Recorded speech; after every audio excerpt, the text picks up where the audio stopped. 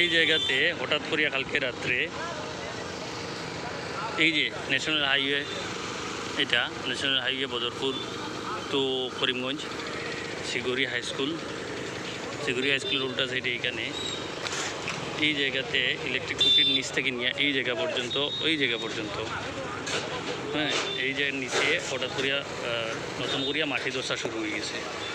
আর নিচে যখন তার মানে এই জলগুলো আইয়া নিচে বাড়ি মারতে নিচে থেকে মাটি ভাঙ্গিয়া যায়, ঠিক আছে।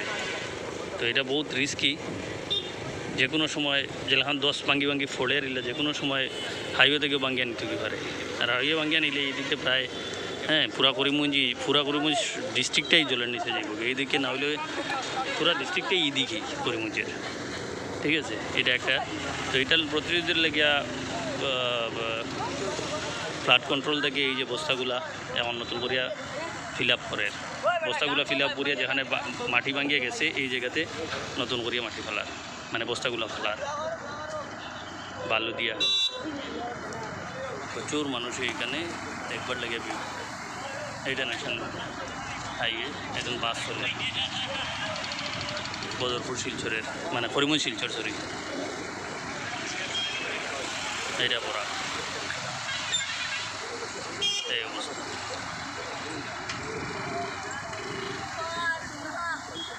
তো মিজোরামের যত সময় মিজোরামের বৃষ্টি থামতো না, মিজোরাম থেকে জল হওয়া বন্ধ হইতো না, তত সময় পর্যন্ত এই রিক্সটা থাকিও যায়। ইলেকট্রিসিটি বোর্ডে এই তারপরের এটা দেখিয়া তারা ট্রান্সফর্মার খুলিয়ে নিয়ে গিয়া, এই যে মানুষের দেখো ট্রান্সফর্মার খুলে। সরকারি পক্ষও মানে রিক্সটা বুঝিলে আর যেখানে রিক্স আছে।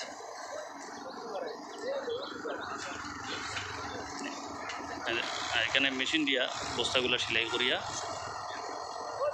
কারেন্ট নাই দিকে জেনারেটর লাগাইছে।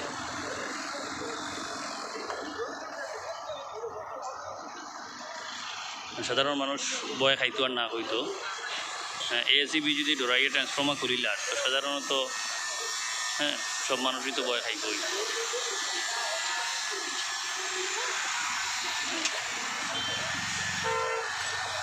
এই যে এদিকে বস্তা ছাড়ে,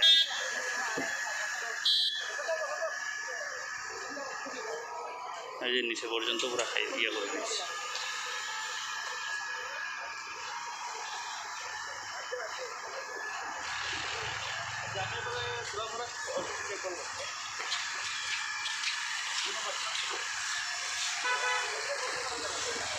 যদি ভাঙ্গে তাহলে শেষ সর্বনাশ।